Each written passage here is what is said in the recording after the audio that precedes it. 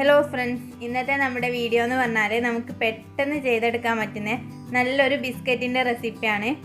ഗോതമ്പ് പൊടിയും വീട്ടിലുള്ള കുറഞ്ഞ ചേരുവയും മാത്രം വെച്ചുകൊണ്ട് ചെയ്തെടുക്കാൻ പറ്റുന്ന നല്ലൊരു റെസിപ്പി തന്നെയാണ്. ഓവനൊന്നും ഇല്ലാതെ ചെയ്തെടുക്കാൻ പറ്റുന്ന ഒരു റെസിപ്പിയാണ്. അപ്പോൾ അതെങ്ങനെയാണെന്നൊന്ന് വീഡിയോ ഫുള്ളായിട്ട് കാണാം. അതിൻ്റെ മുമ്പായിട്ട് നമ്മളെ ചാനൽ ആദ്യമായിട്ട് ആരെങ്കിലും കാണുന്നുണ്ടെങ്കിൽ, ഇതുവരെ സബ്സ്ക്രൈബ് ചെയ്യാത്ത പുതിയ കൂട്ടുകാർ വീഡിയോ കാണുന്നുണ്ടെങ്കിൽ പ്ലീസ് ഒന്ന് സബ്സ്ക്രൈബ് ചെയ്യുക. വീഡിയോ ഇഷ്ടമായിട്ടുണ്ടെങ്കിൽ ലൈക്ക് ചെയ്യാനും മറക്കരുത്. അപ്പോൾ നമുക്ക് വീഡിയോയിലേക്ക് പോവാം.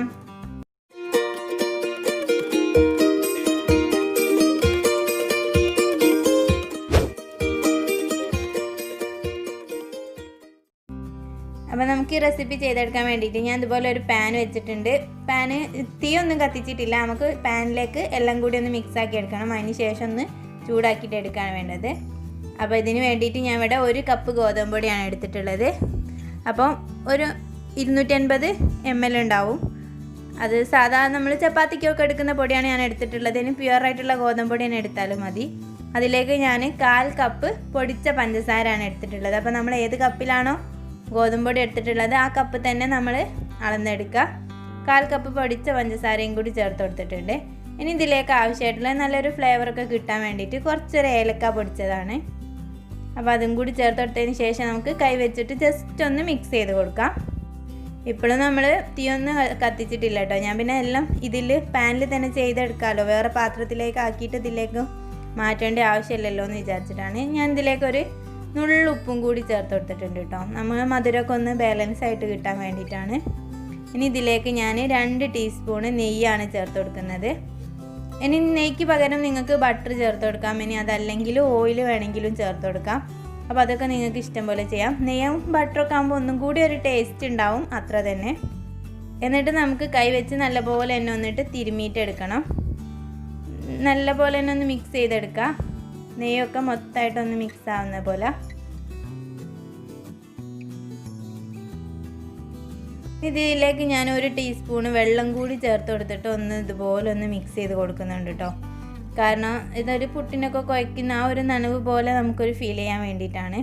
അപ്പോൾ അതാ 1 ടീസ്പൂണ് വെള്ളം കൂടി ചേർത്തിട്ട് നമ്മൾ നേരത്തെ ചെയ്ത പോലെ തന്നെ മൊത്തമായിട്ടൊന്ന് മിക്സ് ചെയ്തെടുക്കാം.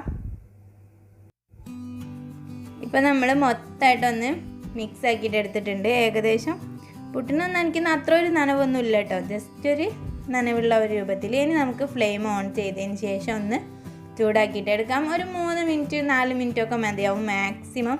നമ്മൾ മാക്സിമം ഇളക്കി കൊടുക്കുക. ലോ ഫ്ലെയിമിൽ തന്നെ വെച്ചിട്ട് നല്ലപോലെ തന്നെ ഒന്ന് ഇളക്കി കൊടുക്കണം. കാരണം പെട്ടെന്ന് ഷുഗറൊക്കെ ഉള്ളതുകൊണ്ട് തന്നെ പെട്ടെന്ന് അടിക്കൊക്കെ പിടിക്കാനും കരിയാനൊക്കെ ചാൻസ് ഉണ്ട്. നല്ലപോലെ ഇതേപോലെ ഒന്ന് മിക്സ് ചെയ്തിട്ട് നല്ല ചൂടാക്കിയിട്ട് എടുക്കാം. ഇപ്പോൾ ഇതാ നല്ലപോലെ കറക്റ്റ് ചൂടായിട്ടൊക്കെ കിട്ടിയിട്ടുണ്ട്. ഇനി നമുക്ക് ഫ്ലെയിം ഒന്ന് ഓഫ് ചെയ്ത് വെക്കാം. ഇനി നമുക്ക് ഈ മിക്സ് ഒരു ബൗളിലേക്ക് മാറ്റി കൊടുക്കാം.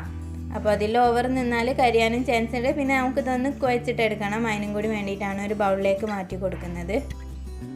ഇനി ഇതിൻ്റെ പകുതി ഭാഗം ഞാൻ വേറൊരു ബൗളിലേക്ക് മാറ്റി കൊടുക്കുന്നുണ്ട്. കുറച്ചൊരു കൊക്കോ പൗഡറും കൂടി ചേർത്തിട്ട് ഒന്നൊരു ചോക്ലേറ്റിൻ്റെ ഒരു ടേസ്റ്റിലാണ് ചെയ്തെടുക്കുന്നത്.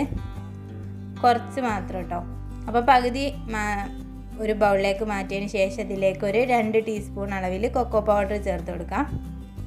അപ്പോൾ ഇത് തികച്ചും ഓപ്ഷണലാണ് കേട്ടോ. നിങ്ങൾക്ക് മൊത്തമായിട്ട് ഒരേ ഫ്ലേവറിൽ തന്നെ ചെയ്തെടുത്താലും മതി. അതുതന്നെയാണ് നല്ല ടേസ്റ്റ് ഉണ്ടാവുക. പിന്നെ കുട്ടികൾക്കൊക്കെ ചോക്ലേറ്റിൻ്റെ ഒരു ഫ്ലേവർ ഒന്നുകൂടി ഇഷ്ടമുണ്ടാവും. അപ്പോൾ നിങ്ങളുടെ കയ്യിൽ കൊക്കോ പൗഡർ ഉണ്ടെങ്കിൽ ഇതുപോലെ ചെയ്യുക, അല്ലെങ്കിൽ അതേപോലെ തന്നെ ചെയ്താലും മതി.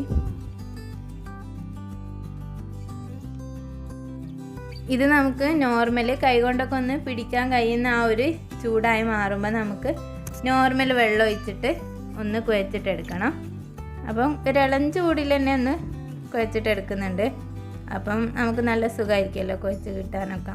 അപ്പോൾ അത്യാവശ്യം നല്ലപോലെ തന്നെ ഒന്ന് വെള്ളം ഒഴിച്ച് കൊടുത്തിട്ട് ഒന്ന് കുഴച്ചിട്ടെടുക്കാം.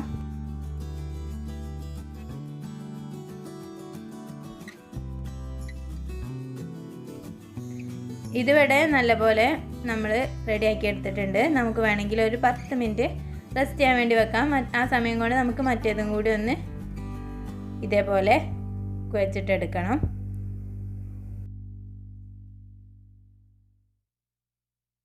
അപ്പം വെള്ളം നിങ്ങൾ നോക്കിയിട്ട് ചേർത്ത് കൊടുക്കാം.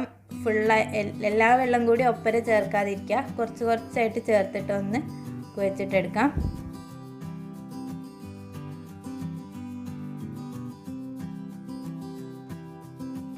ഇനി നമുക്ക് ഈ മിക്സ് ഒന്ന് കയ്യിൽ വെച്ചിട്ട് ഒന്ന് ഉരുട്ടിയിട്ട് ഏകദേശം ഞാനൊരു നീളത്തിലാക്കി എടുത്തിട്ടുണ്ട്. എന്നിട്ട് ഇതേപോലെ ചെറിയ ബോൾസ് ആക്കിയിട്ട് ചെറിയ ബിസ്ക്കറ്റ് ആക്കിയിട്ടാട്ടോ നമ്മൾ ചെയ്തെടുക്കുന്നത്. അപ്പം ചെറിയ ചെറിയ ബോൾസ് ആക്കി മാറ്റുന്നുണ്ട്.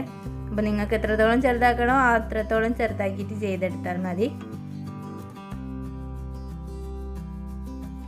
എന്നിട്ട് നമുക്കിത് അതേപോലെ ഒന്ന് പരത്തിയിട്ട് എടുക്കുകയാണ് വേണ്ടത്. അപ്പോൾ ഞാൻ ഇവിടെ ആ ചോക്ലേറ്റ് മിക്സും കൂടി ചെയ്തതും കൂടി ഇതേപോലെ ബോൾസ് ആക്കിയതിന് ശേഷം ഒന്ന് റൗണ്ടാക്കി എടുത്തിട്ടുണ്ട്. അതിന് ശേഷം നമുക്ക് ജസ്റ്റ് ഒന്ന് പരത്തി കൊടുക്കാം. കൈ വെച്ചിട്ട് ഓവർ കട്ടയൊന്നും കുറച്ചിട്ട് പരത്തണ്ട, ജസ്റ്റ് ഒന്ന് കൈ വെച്ചിട്ട് അമ്പിച്ച് കൊടുത്താൽ മതി. ഈ ഒരു ഷേപ്പിൽ നല്ല കട്ടി കുറവാവണ്ട, കുറച്ചൊരു കട്ടി തന്നെ നിന്നോട്ടെ.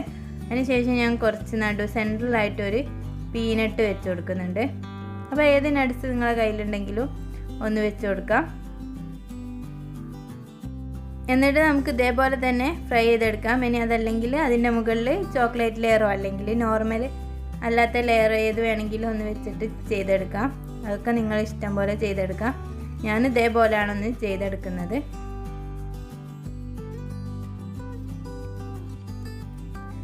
അപ്പോൾ ഇതേ രീതിക്ക് നമുക്ക് എല്ലാം ഒന്ന് ചെയ്തെടുക്കണം.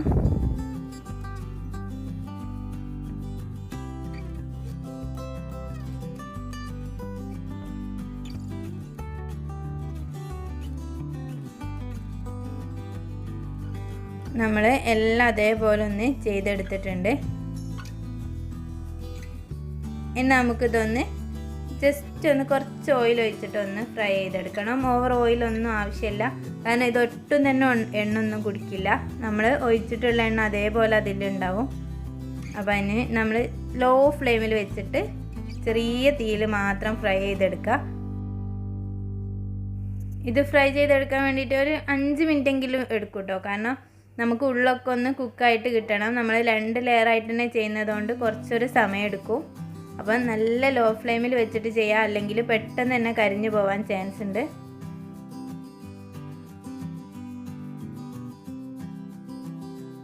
അപ്പോൾ അതൊന്ന് മാത്രം ശ്രദ്ധിച്ചാൽ മതി. ഫ്രൈ ചെയ്തെടുക്കാമെന്ന് വിചാരിച്ചിട്ട് ഒട്ടും ഓയിലൊന്നും കുടിക്കില്ല കേട്ടോ. അപ്പോൾ നമ്മൾ നല്ലപോലെ തന്നെ ഫ്രൈ ചെയ്തിട്ട് എടുക്കണം.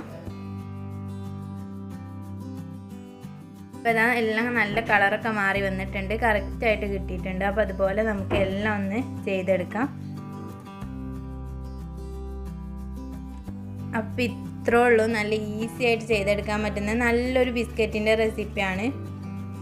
എല്ലാവരും വീട്ടിൽ ട്രൈ ചെയ്ത് നോക്കാം, തീർച്ചയായിട്ടും ഇഷ്ടപ്പെടും. കൊക്കോ പൗഡറൊന്നും ഇല്ലാന്ന് കുഴപ്പമൊന്നുമില്ല, അതിൻ്റെ ആവശ്യമേ ഇല്ല. നമുക്ക് നോർമൽ ഗോതമ്പ് പൊടിയും ഷുഗറും വെച്ചിട്ട് ചെയ്തെടുക്കാൻ പറ്റുന്നതേ ഉള്ളൂ. അപ്പോൾ എല്ലാവരും വീട്ടിൽ ട്രൈ ചെയ്ത് നോക്കുക. ട്രൈ ചെയ്ത് നോക്കിയതിന് ശേഷം കമൻറ്റ് ബോക്സിൽ റിവ്യൂ അറിയിക്കുക. വീഡിയോ ഇഷ്ടമായെങ്കിൽ ലൈക്ക് ചെയ്യാൻ മറക്കരുത്. അതുപോലെ ഇതുവരെ സബ്സ്ക്രൈബ് ചെയ്ത പുതിയ കൂട്ടുകാരാണെങ്കിൽ പ്ലീസ് ഒന്ന് സബ്സ്ക്രൈബ് ചെയ്ത് സപ്പോർട്ട് ചെയ്യാം. അപ്പോൾ അടുത്ത നല്ലൊരു വീഡിയോയിൽ കാണുന്നത് വരെ ബൈ. Thank you.